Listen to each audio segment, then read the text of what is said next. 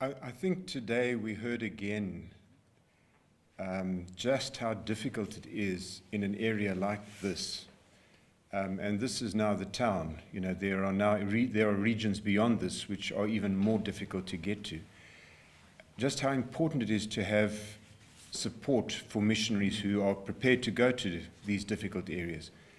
To find somebody who's prepared to go is hard enough, and then to leave them there unsupported is probably the cruelest thing the church could do. So, in all honesty, I think, whoever is willing to go should receive support from local churches, and I don't see where else the support's going to come from. And we really do believe that the hope of the world is in the local church, and starts with the local church. So, if we're going to send missionaries out, I really want to encourage pastors, churches, wherever they are, to find someone they can support in the field, someone who's prepared to go to an unreached person with the gospel and unreached people groups with the gospel, because it's extremely hard to get there. To leave them unsupported is really just not an option. It's not going to work. It is extremely difficult to reach people in unreached people groups, particularly in this part of the world.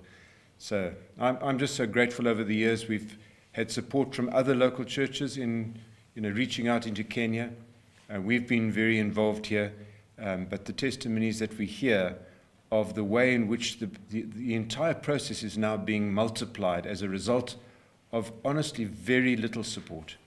In terms of finances, in Western terms, it's very little support, and yet it was enough to get the breakthrough, to see the multiplication, and now to hear the stories of how it continues to roll out. There's an incredible return for very little input from local churches who live in Western situations and have the ability to make a difference.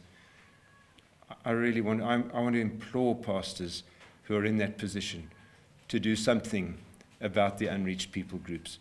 We are so divided from where the reality of life is at this level, and it doesn't take much to make a big difference and see multiplication of that difference down the years.